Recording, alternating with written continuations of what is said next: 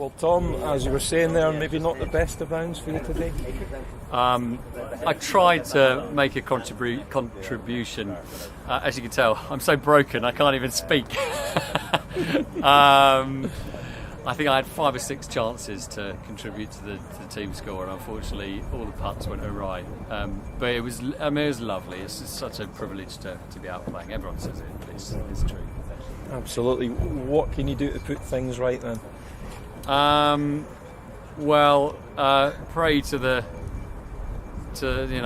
to God, if I believed in him. Pray to God that it doesn't blow like it did tomorrow. Because I think it, for us amateurs, if the wind doesn't blow, it makes it life a lot easier.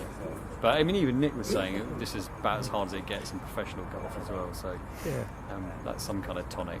Yeah, how hard was it to cope with the wind? Because it was really bad at one stage.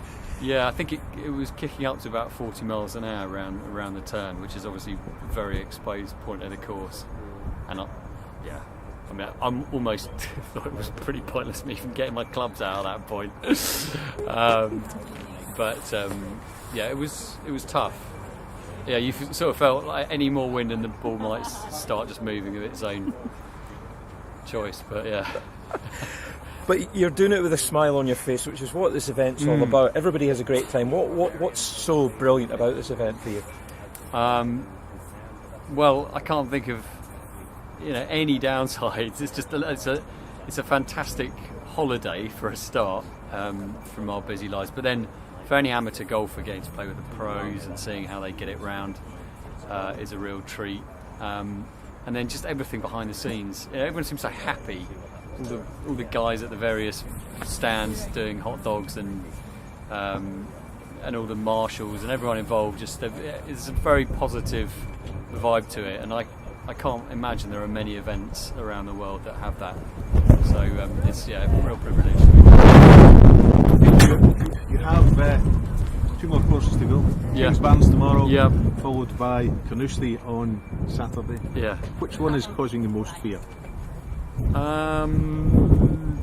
Well, King's Barnes should be a little bit easier, I think, and it isn't going to blow as much tomorrow. Our golf balls Carnoustie's always difficult. They wouldn't listen to anything we said. And we were told them to go, just didn't want to go. I'm hoping by Saturday I'll have figured it out,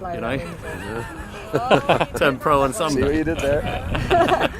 So what was the best part of today? What was the most satisfying moment? Is this from the day job? That you saw from each other? Well, I'm playing with a mate of mine, Ben Evans. Well, it's just very different, and he's playing, I think, really nicely. So I mean, the thing is, like the first tee today, I was absolutely freaking out. I was so nervous. All I wanted to do was just not miss the fairway. He was playing well, and I nearly did. Same with me, Robert Ross, one of my good friends. And then you're kind of more wanting them to do well, and left my birdie putt in the jaws. So it was a relief. But we had a fun day. I think the thing is, when you're in your own comfort zone, doing your own thing, music, I can stand on a stage in front of thousands of people and feel completely at ease and completely at home. But in this situation, you're thrown in front of a crowd of people, and you've got to do something that you're just not very good at. So that is the biggest difference, I say. But it's just a lovely. It's something very different and very special to do away from music. Our golf balls were deaf today. They wouldn't listen to anything we said. And we were told them to go, just didn't want to go. No. You're not telling it to fly without wings or anything? No. Oh, you could have had that one. See what you did there? Yeah. Very nice. So what was the best part of today? What was the most satisfying moments that you saw from each other? Well, I'm playing with a mate of mine, Ben Evans, who needs a good week, and he's playing really nicely. So I mean, I'm not that bothered about the team thing. I'm just really enjoying watching him play and play well, because I know he needs it. He was playing well. He had a good day today. Yeah. Same with me, Robert Ross, one of my good friends, and saying you're kind of more wanting them to do well, and sometimes you kind of feel like you're getting in the way a little bit. But we had a fun day, and it's nice when everybody gets on and you have a good day like we did today.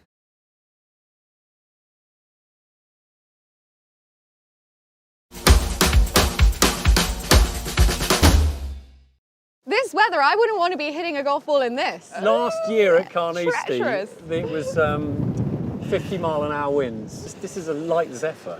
And you've been having a good time in the light zephyr, haven't you? I have, yeah. Well, it's been a bit of a musicians' union. Me and Ronan Keating and Dave Farrell. Actually, a whole boy band was being formed. We were actually talking about whether we could write a song specifically for the Dunhill. Do you want to get that prepared for next year? Think about some memories of the Dunhill. You've been playing Yeah. a good few years now. How Yeah. many years has it been for This you? is my 5th year. Everything about it fills my heart with joy. I actually love the music that we do on the Saturday night. Golf throws together musicians from very different backgrounds. You got Huey, you got Tico from Bon Jovi, Dave Farrell from Linkin Park, Ronan, and yet we all sort of come together on the Saturday night and try and make it work. And there's something really special about that, and I always love it. What is the right attitude for you to have a good round here? I'm playing with Jordan Smith this year, who I've not met yet, but I hear he's tee to green. He's one of the best players on the European Tour, so I'm very You could excited be the about that. winners.